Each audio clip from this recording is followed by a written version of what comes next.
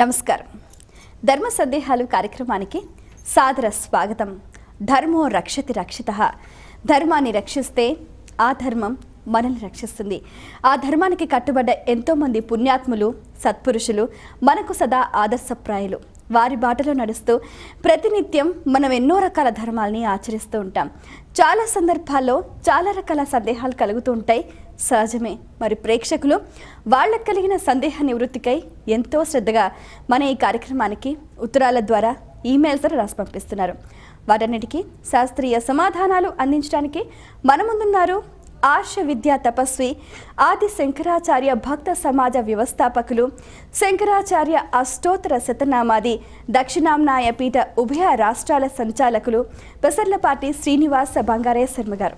మరి వారితో మాట్లాడి మరిన్ని విషయాలు వారి మాటలో తెలుసుకుందాం. ఈనాటి కార్యక్రమాన్ని ప్రారంభిద్దాం. నమస్కారం అండి. నమస్తే అమ్మా. మొదటి ఉత్తరం చూద్దామండి. విశాఖపట్నం నుంచి వైశాలి రాస్తున్నారు. పూజలో పెట్టిన లక్ష్మీ రూపులను కరిగించి మరో వస్తువు చేయించుకోకూడదా, తెలియచేయగలరు అంటూ రాస్తున్నారు.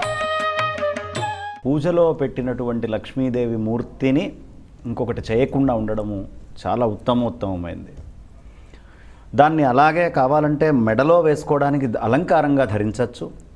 లేని పక్షంలో అదేదైనా విచ్ఛిన్నమై విభేదమై దానంతటది మనం ప్రయత్నపూర్వకంగా చేయటం కాదు, అయినప్పుడు మళ్ళీ దాన్ని ఇంకొక లక్ష్మీ రూపు కింద మార్చుకొని పెట్టుకోవడము అనేది ఉత్తమం.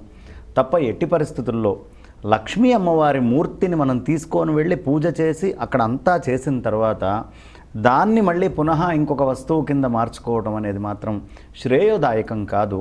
అలా మార్చుకోకుండా ఉండడము అనేది ఎంతో ఉత్తమము. మరి ఉత్తరం చూద్దామండి. హైదరాబాద్ నుంచి శారద రాస్తున్నారు. ప్రమిదల్లో వాడే ఒత్తులను ఏ రోజున తయారు చేయాలి, శ్రేష్టమైనవి పువ్వొత్తుల దారపు ఒత్తుల, తెలియచేయగలరు అంటూ రాస్తున్నారు. సాధారణంగా సోమవారం నాడు ఎట్టి పరిస్థితుల్లో ఒత్తులు చేయడానికి పనికిరాదు. శనివారము బుధవారము పత్తి లోపల ఉండేటటువంటి గింజలు తీయడానికి చాలా శ్రేయోదాయకం. పత్తి గింజలు అంటే పత్తి లోపల మనం గింజలు తీసి చక్కగా దాన్ని పద్ధతిగా చేసుకోవడానికి శనివారము బుధవారము చాలా ఉత్తమోత్తమైనటువంటివి. ఈ సోమవారం నాడు కాకుండా ఏ రోజైనా సరే మనం ఒత్తులను తయారు చేసుకోవచ్చు. దానికి నిషేధవాక్యం ఎక్కడా లేదు. చక్కగా ఒత్తులన్నింటినీ తయారు చేసుకోవచ్చు. ఆ ఒత్తులు తీసుకునేటప్పుడు కొంత విభూతి చేతికి తీసుకొని చక్కగా తయారు చేస్తూ దాన్ని ఎన్ని కొలతల్లో తీసుకోవాలి అనేటటువంటిది తీసుకొని బ్రహ్మాండంగా తయారు చేసుకోవచ్చు. ఇక రెండవ ప్రశ్న అయినటువంటి పువ్వొత్తి శ్రేష్టమా లేకపోతే కాడవొత్తి శ్రేష్టమా? ఒత్తులు రెండూ శ్రేష్టమే. ఈ పువ్వొత్తి అనేటటువంటిది ఒకటి వేసి రెండోది కాడవొత్తిగా వేసి రెండు ఒత్తుల్ని పెట్టి దీపాన్ని వెలిగించటము అనేది చాలా శ్రేయస్సుతోటి కూడినటువంటిది. మధ్యలో ఎప్పుడూ పువ్వొత్తిని వెయ్యాలి, పక్కగా ఎప్పుడూ కాడవొత్తిని, ఆ దారపు ఒత్తి అని మీరు అన్నారు కదా, ఆ ఒత్తిని వెయ్యాలి. వేసి దాన్ని కనుక వెలిగించినట్లయితే అది పూజకి సంపూర్ణ యోగ్యమైంది అవుతుంది. కాబట్టి పరమేశ్వరుడి యొక్క అనుగ్రహాన్ని పొందాలి అనుకునేవాళ్ళు ఈ రెండు ఒత్తులుగా గనక చేసినట్లయితే చాలా విశేషం. మరి ఉత్తరంలో వారి సందేహం చూద్దామండి. తప్పకుండా అమ్మా. గోపాలపట్నం నుంచి గిరిజా కుమారి రాస్తున్నారు. పూజ గదిలో ఉన్న దేవుళ్ళందరికీ ఒకే నైవేద్యం పెడితే సరిపోతుందా, తెలియచేయగలరు అంటూ రాస్తున్నారు. పూజ గదిలో ఉండే దేవతలందరికీ కూడా ఒకటే నైవేద్యం పెట్టాలి.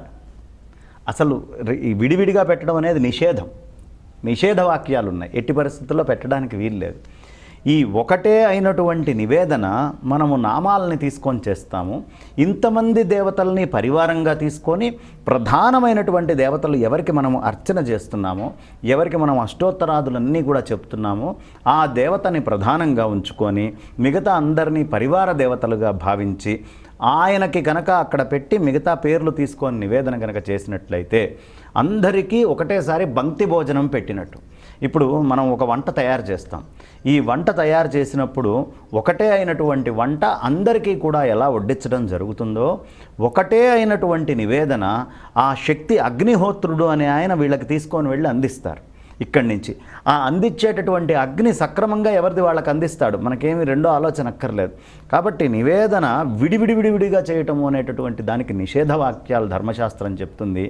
ఒకటే అయినటువంటి నివేదన చేయటము మహానివేదనగా చాలా గొప్పగా చెప్పడం జరుగుతుంది. కాబట్టి నివేదన ఎప్పుడూ ఒక్కటిగానే చెయ్యాలి, విడివిడిగా ఒక్కొక్క దేవతకి చేయకూడదు. మరి ఉత్తరం చూద్దామండి. తప్పకుండా అమ్మా. నెల్లూరు నుంచి వెంకటేశ్వర్లు రాస్తున్నారు. ఆలయాల్లో నైవేద్యం సమర్పించేటప్పుడు తెర వేస్తారు ఎందుకు తెలియచేయగలరు అంటూ రాస్తున్నారు. మనకి సాధారణంగా భోజనం చేసేటప్పుడు ఇతరమైనటువంటి కార్యక్రమాలు ఏవి ఉండకూడదు. అంటే జనాలు అలా ప్రదక్షిణం చేస్తూ ఏ విధంగానూ ఉండకూడదు. భగవంతుడు మనకి తెలియపరుస్తున్నాడు. యద్యద్ ఆచరతి శ్రేష్ఠ తత్తదేవ ఇతరో జనాహ అని ఉంది కదా. శ్రేష్ఠులైన వాళ్ళు ఏది చేస్తారో మిగతా వాళ్ళు అదే చేస్తారు. సుఖేన మౌనేన భోక్తవ్యం స్వస్థమానసై. ఎప్పుడైనా సరే భోజనం చేసేటప్పుడు సుఖంగా మౌనంగా శుద్ధమైనటువంటి మనస్సుతోటి కూర్చొని భోజనం చేయాలి. అంతే తప్ప మనస్సుని ఆదరాబాదరాగా కంగారు పెడుతూ మనము అన్నం తినేటప్పుడు మౌనంగా ఉండాలి.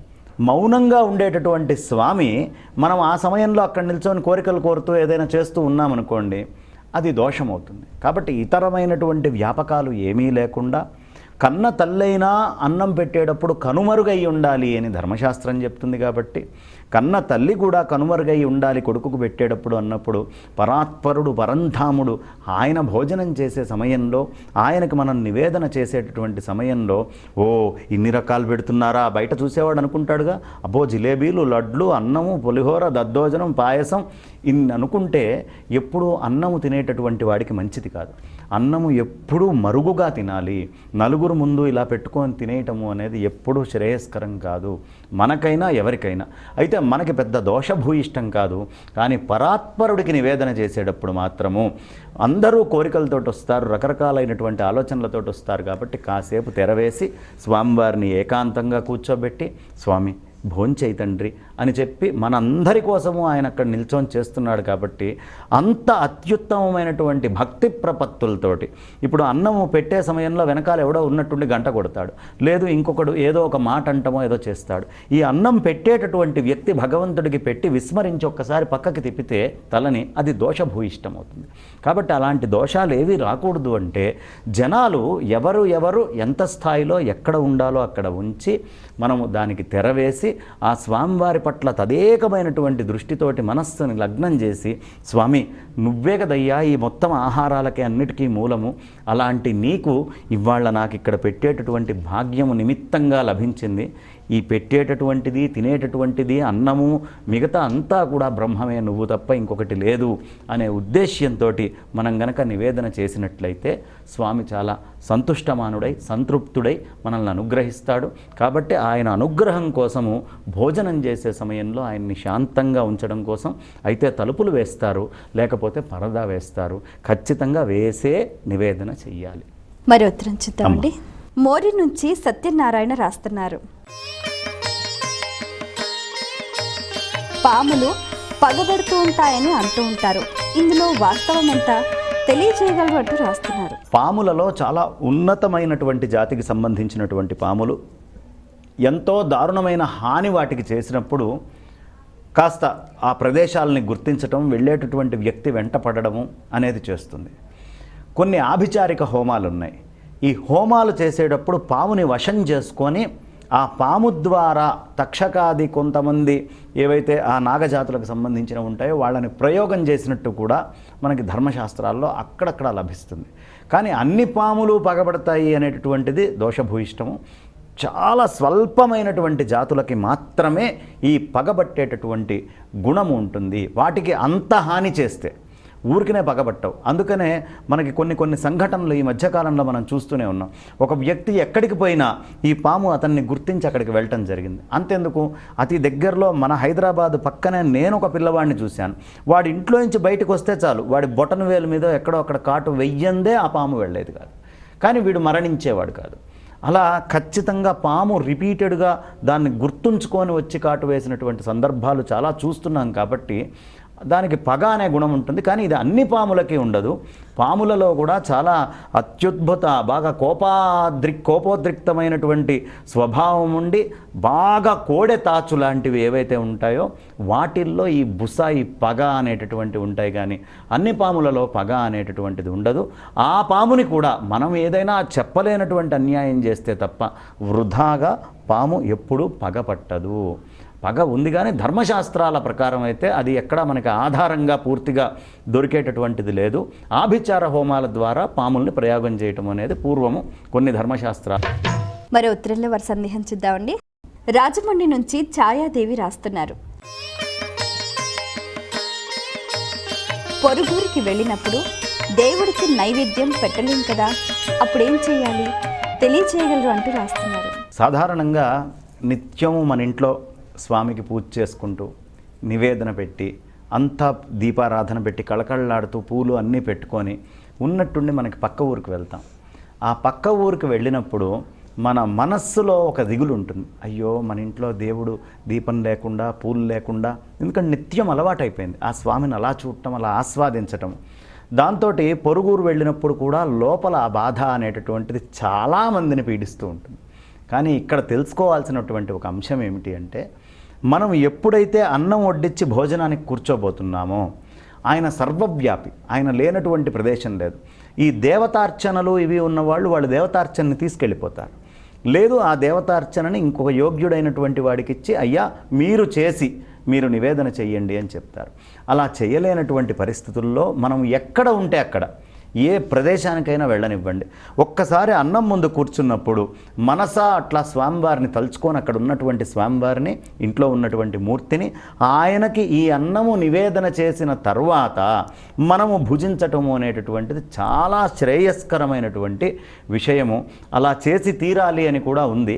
కాబట్టి మీరు ఎప్పుడైనా సరే ఎవరైనా పండితుల్ని చూస్తే, మహాపండితులు, వాళ్ళు అన్నం తినే ముందు, నేను ఇప్పుడు ముదిగొండ శంకర శర్మ గారు, విశ్వనాథ గోపాలకృష్ణ శాస్త్రి గారు, ఇలా సన్నిధానం లక్ష్మీనారాయణమూర్తి అవధాని గారు, ఇలాంటి ప్రముఖులందరినీ నేను చూసినప్పుడు వాళ్ళందరూ కూడా వాళ్ళు అన్నం తినే ముందు, ఒకవేళ విస్తరి దగ్గర కనుక స్వామి లేకుండా వేరే ఊళ్ళో ఉంటే వాళ్ళు ముందు ఇలా చూపించి నివేదన చేసి ఆ తర్వాత భోజనం చేయటము అనేది నేను సంప్రదాయంగా చూశాను. కాబట్టి ధర్మశాస్త్రం కూడా చెబుతోంది. కాబట్టి మనం ఎక్కడ ఉంటే అక్కడ నుంచే నివేదన చేసి భోజనం చేయొచ్చు. మరి ఉత్తరం చూద్దామండి. జగిత్యాల నుంచి ఆంజనేయులు రాస్తున్నారు. ఇంట్లో సిరి సంపదలు నిల్వ ఉండాలంటే ఏం చేయాలి, తెలియచేయగలరు అంటూ రాస్తున్నారు. ఏ ఇంట్లో భగవంతుడికి ఆరాధన జరుగుతూ ఉంటుందో, ఏ ఇంట్లో మనము నిత్యము దీపారాధనలు చేసుకుంటూ ఉంటామో, ఏ ఇంట్లో తెల్లవారుజామున లేవంగానే ఆడవాళ్ళు అలికి చక్కగా ముగ్గు వేసి బ్రహ్మాండంగా బియ్యపిండితోటి ముగ్గులు వేసి పెడతారో ఆ ఇంట్లో, ఏ ఇంట్లో అయితే పూలతోటి స్వామివారిని చక్కగా అలంకరించి పూజ చేస్తారో ఆ ఇంట్లో, ఏ ఇంట్లో ఆడవాళ్ళు కన్నీళ్లు పెట్టకుండా ఉంటారో ఆ ఇంట్లో, ఏ ఇంట్లో అయితే ఉదయము సాయంత్రము 2 సమయాల్లో, సంధ్యా సమయాల్లో నిద్రలు పోవటము, భోజనాలు చేయటము లాంటి అసురులు చేసేటటువంటి పనులు చేయకుండా ఉంటారో, ఏ ఇంట్లో అర్ధరాత్రి దాకా మెలకువలతోటి ఉండి ఆ మెలకువలు అనేటటువంటివి బాధపడుతూ అలాంటివి చేయకుండా రాత్రి తొందరగా నిద్రపోయి ఉదయాన్నే సూర్యుడొచ్చే సమయానికి లేస్తారో అలాంటి ఇళ్లల్లో పరిపూర్ణముగా సంపద నిలిచి ఉంటుంది. ఏ ఇంట్లో వచ్చినటువంటి అతిథికి, అభ్యాగతికి అన్నాలు పెడుతూ ఉంటారో, చాలా ప్రేమగా ఆప్యాయంగా తాము తినే ముందు ఇతరులకి భూతదయ అనేటటువంటిది ముందు ప్రధానంగా పెట్టుకొని ఉంటారో ఆ ఇంట్లో సంపద నిల్చొని ఉంటుంది. ఏ ఇంట్లో భగవద్ ఆరాధన జరుగుతుందో, ఏ ఇంట్లో దేవత ఆరాధన జరుగుతుందో, ఏ ఇంట్లో భూతయజ్ఞము అనేటటువంటిది జరుగుతుందో, ఏ ఇంట్లో మనుష్యులు వస్తే భోజనం పెట్టడం అనేటటువంటి మనుష్య యజ్ఞం జరుగుతుందో, ఏ ఇంట్లో పితృదేవతలకి చక్కగా వాళ్ళకి ఆచరించాల్సినటువంటి కర్మలన్నీ ఆచరిస్తారో అలాంటి ఇంట్లో సంపద లేకపోవడము అనేది ఉండదు. ఋషులకి చేయాల్సినటువంటి పనులు ఋషులకి చేస్తారో, అభ్యంగ స్నానాదులు ఎప్పుడు చేయాలో అప్పుడు చేస్తారో వాళ్ళ ఇళ్లల్లో ఎప్పుడూ సంపద ఉంటుంది. ఒక్క బయట ఉండే ఇంట్లోనే కాదు, ఈ శరీరం కూడా, దేహము కూడా ఒక ఇల్లే. దేహో దేవాలయో ప్రోక్త జీవో దేవ సనాతన.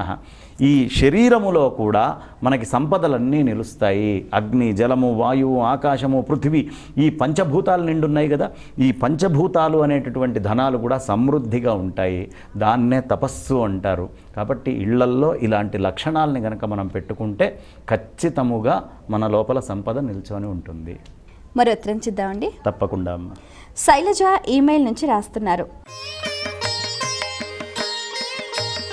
మంత్రాన్ని జపించాలంటే అంగన్యాస కరన్యాసాలు తప్పనిసరిగా చేయాలా, తెలియచేయగలరు అంటూ రాస్తున్నారు. సాధారణంగా ఈ అంగన్యాస కరన్యాసాలు అనేటటువంటివి అందరికీ అవసరం ఉండదు. ఎవరు బాగా మంత్రానుష్ఠాన పరులయ్యి ఉంటారో, ఎవరికి గురువుల దగ్గర నుంచి ఉపదేశము చాలా ప్రత్యేకంగా దీనికి సంబంధించి ఉంటుందో, అలాంటి వాళ్ళు అంగన్యాస కరన్యాసాలని చేసి ఆ మంత్రాన్ని లోపల అనుష్ఠానం చేసి దిగ్బంధం నుంచి అనుష్ఠానం చేసి ఆ తర్వాత చేయడము అనేటటువంటిది ఉంటుంది. అలా గురువులు చెప్పకుండా మన ఇష్టంగా మనము పుస్తకాలు తీసుకోనో ఇంకోటి చదివో అంగన్యాస కరన్యాసాలు అనేటటువంటిది ఎట్టి పరిస్థితుల్లోనూ చెయ్యకూడదు. అది సాధారణంగా సంధ్యావందనాదులు ఆచరించే సమయంలో కూడా అనుష్ఠానపరంగా ఎవరైనా గురువు చెప్పినటువంటి వాళ్ళు ఆచరించేటటువంటి పద్ధతి. ఈ అంగన్యాస కరన్యాసాలు మంత్రానికి ముందు బీజాక్షరాలతో ఉంటాయి. ఈ బీజాక్షరాల మంత్రాలన్నీ కూడా ఇవాళ రేపు చాలా మటుకు నేను చూస్తున్నాను, పుస్తకాలు తీసుకొని ఎవ్వరికి తోచింది వాళ్ళు చదువుకుంటూ వెళ్ళిపోతున్నారు. బీజాక్షరాలని ఎప్పుడూ పుస్తకాలు చూసి చదవకూడదు. ఒక సద్గురువుని ఆశ్రయించాలి. ఆ సద్గురువు పదపద్మాల దగ్గర సేవ చేసి ఆయన సంపూర్ణమైనటువంటి అనుగ్రహం పొందిన తర్వాత ఆయన మంత్రాన్ని ఇచ్చి ఆ మంత్రానికి ముందు సంకల్పం ఎలా చెయ్యాలి, ఏం సంకల్పం చెప్పుకోవాలి, నువ్వేం కోరికతోటి చేస్తున్నావు అని తెలిసిన తర్వాత అప్పుడు అంగన్యాస కరన్యాసాలు ఒక్కొక్క వేలుని ఇలా తడుతూ చేస్తూ ఉంటే శక్తి అనేటటువంటిది మనకి లోపల చాలా ప్రజ్వలనమై ఆ మంత్రానుష్ఠానాన్ని చేసి ఆ మంత్రానుష్ఠానం చేసిన తర్వాత ఆ మంత్రానికి తద్దశాంశము క్షీరతర్పణం చేయాల్సి ఉంటుంది. తద్దశాంశము మళ్ళీ ఎంతైతే మనం చేస్తున్నామో అంత హోమంలో వేయాలి. ఆ హోమంలో వేసిన దానికి దశాంశము అన్న సంతర్పణ చేయాలి. కాబట్టి ఇలా సంతర్పణలతో పాటు రకరకాలైనటువంటి ప్రక్రియలు ఉంటాయి. ఈ ప్రక్రియలన్నీ కూడా బాగా చదువుకోనుండి బాగా తెలిసినటువంటి వాళ్ళు ఆచరించాల్సినటువంటి పద్ధతి. ఎవరు పడితే వాళ్ళు అంగన్యాస కరన్యాసాలని ఇష్టం వచ్చినట్టు చేయకూడదు. ఎవరికైనా చెయ్యాలని ఉంటే సద్గురువుని ఆశ్రయించండి, చక్కగా తెలుసుకోండి, బ్రహ్మాండంగా స్వామివారి యొక్క ఆశీస్సులు పొందండి. ఆ మంత్రాన్ని లోపల ఒడిసి పట్టి ఆ మంత్రస్వరూపులు కావాలి అంటే గురువు అనుగ్రహం కావాలి. మరి ఉత్తరం చూద్దామండి. వెంకట్ హైదరాబాద్ నుంచి రాస్తున్నారు. పూజకు ఏ పూలు ఉపయోగించాలి తెలియచేయగలరు అంటూ రాస్తున్నారు. పూజ వచ్చేటప్పటికి మంచి సువాసనతోటి కూడినటువంటి పూలు మనకి ఎంతో చక్కగా చామంతిక, వకుళ, పున్నాగ, జాజి, కరవీర రసాం పుష్పై బిల్వప్రవాళ తులసీదళ మల్లికాభిస్త్వాం పూజయామి జగదీశ్వర వాసుదేవ.